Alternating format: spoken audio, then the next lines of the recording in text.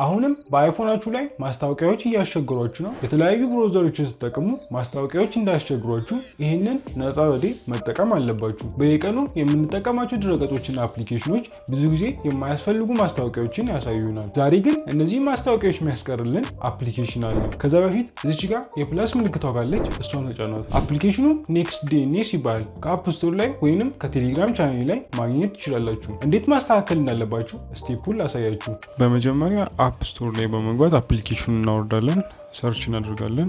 ሰርች ማድረጊያ ቦታውን ካና ኔክስት ዲኤንኤስ የሚለውን እንጽፍና ሰርች እናደርጋለን። እዚህ ጋር በምንጽፍበት ሰዓት ኔክስት ዲኤንኤስ የሚል አለ። እሱን እነካለን። ወርታች እንወርድና ቻት እንደምትመለከቱት በሰማያዊ ያለችው ኔክስት ዲኤንኤስ የምትላለች እሷን ጌተናልና ውስጥ በመግባት አፕሊኬሽኑን ያው እናየዋለን። ሙሉ ሪቪውን ማየት ትችላላችሁ። በመቀጠል ኢንስታል እናደርጋለን። ስልካችን ላይ ኢንስታል እናደርጋለን። አፕሊኬሽኑ መመሳሰል አለበት። ሁሉም አፕሊኬሽን ብዙ አይነት አፕሊኬሽኖች ስላሉ እሱን እናጣራለን። አፕሊኬሽኑን እያወረደልን ነው፣ እንጠብቃለን ትንሽ።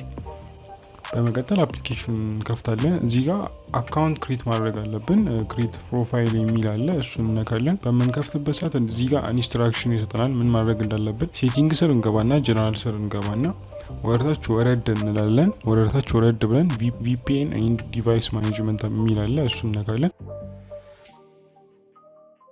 እዚህ ጋር ሪስትሪክሽን ኤንድ ፕሮክሲ የሚል አለ። ዲኤንኤስ የሚለው ስር ውስጥ እንገባና አውቶማቲክ ከሚለው ኔክስት ዲኤንኤስ ወደሚለው እንቀይራለን። በመቀጠል ውስጥ አፕሊኬሽኑ ስር እንገባለን። ኔክስት ዲኤንኤስ የሚለው አፕሊኬሽን ስር እንደምትመለከቱት እዚህ ጋር ተጉሉን ኦን በምናደርግበት ሰዓት ይሰራልናል። እዚህ ጋር ኖቲፊኬሽኑን ከፈለጋችሁ ቃሎ ማድረግ ትችላላችሁ ማለት ነው። የተለያዩ ማስታወቂያዎችን ከዚህ በኋላ ኦፍ ያደርግላችኋል። ዲፕሊ ሌሎችን ብሎከሮችን እንድሰራላችሁ ከፈለጋችሁ ኮሜንት ላይ መጻፋችሁ እንዳትረሱ።